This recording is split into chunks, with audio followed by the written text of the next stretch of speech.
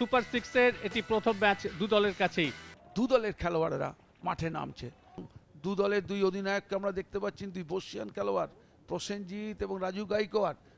দিকে খেলোয়াড়দের দেখা যাচ্ছে কিছুক্ষণের মধ্যেই শুরু হচ্ছে খেলা। বলতে বলতে বাজলো বাঁশি, খেলা শুরু হয়ে গেল। টোটন দ্বিতীয় কর্নার, ভাসানো বল, এক্ষেত্রে কিন্তু হেড হয়নি, প্রতিপক্ষের রাজু গায়কোয়াড় হেড করে দিয়েছেন। আবার কিন্তু সুরুচি সংঘ এখন দাপিয়ে ফুটবল খেলছে এই মুহূর্তে। ডিম্পল ভাগত বাঁ পাটি অত্যন্ত সচল, ভাসানো বল, এক্ষেত্রেও কিন্তু বাউন্সের সঙ্গে একটু অ্যাডজাস্ট করতে পারলে হয়তো বিপদ ঘটতো, কিন্তু বল চলে গেল গোলরক্ষকের কাছে। যেভাবে সেন্টারটি ছিল ভগতের, একটা ড্রপ খেয়ে গেছিল, বিপজ্জনক হয়েছিল। এক্ষেত্রে ট্র্যাপিংটা ঠিক মতো করতে পারেনি ডান দিক থেকে আসা ওই খেলোয়াড় সত্যেন্দ্র সিং। এখনো পর্যন্ত যা খেলা হয়েছে, সেকেন্ড কোয়ার্টারের খেলা চলছে প্রথমার্ধে। এবার একটা একটা বিপদ, এক্ষেত্রে গোল! এত একটা ব্লান্ডার করে ফেললেন গোলরক্ষক, এক্ষেত্রে বল গোলে পাঠিয়ে দিলেন উইলিয়াম। আমরা দেখে নেব কিভাবে গোলটি হলো।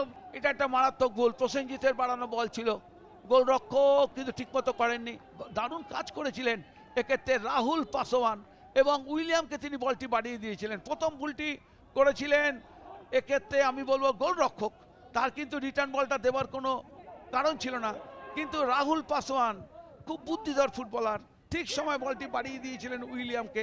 সানুদ কিন্তু খুব ওভারল্যাপ করছেন, ভাসানো বল, এই হেড এবং গোল!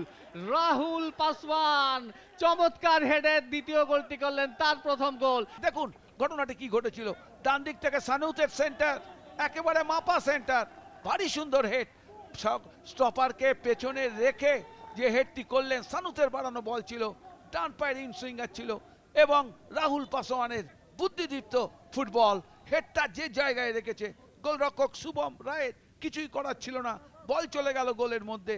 দেখা যাক এই অতিরিক্ত সময়ের মধ্যে সুরুচি সঙ্গ ব্যবধান কমাতে পারে কিনা, অপরদিকে এই লিডটাকে ধরে রাখতে পারে কিনা। বলতে বলতে আক্রমণে যাওয়ার সময় গোলের সুযোগ হতে পারে, কিন্তু না, হলো না।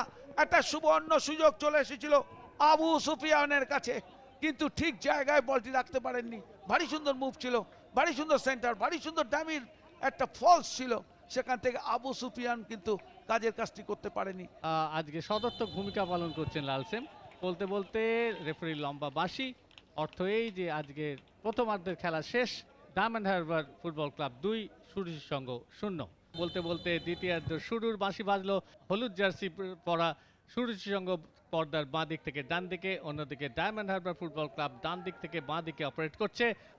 আক্রমণে যাওয়ার চেষ্টা ডান দিক থেকে, ডায়মন্ড হারবার এফসির আক্রমণ, সেন্টার ভারী সুন্দর, এক্ষেত্রে বলটিকে ঠিক মতো রাখতে পারলেন না।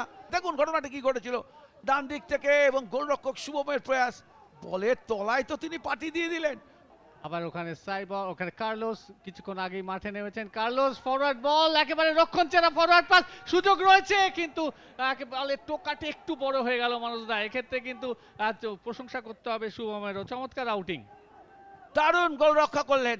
এই মুহূর্তে সত্যেন্দ্র সিং যাদব দিয়েছেন শুভঙ্করকে। দ্বিতীয়ার্ধে একেবারে শেষের দিকে মাঠে নেমেছেন। বলতে বলতে লম্বা বাঁশি ওই নিপেন হালদারের, অর্থ এই যে আজকের খেলার পরিসমাপ্তি ঘটলো 2-0 গোলে। ডিএইচএফসি বা ডায়মন্ড হারবার ফুটবল ক্লাব হারিয়ে দিল সুরুচি সংঘকে।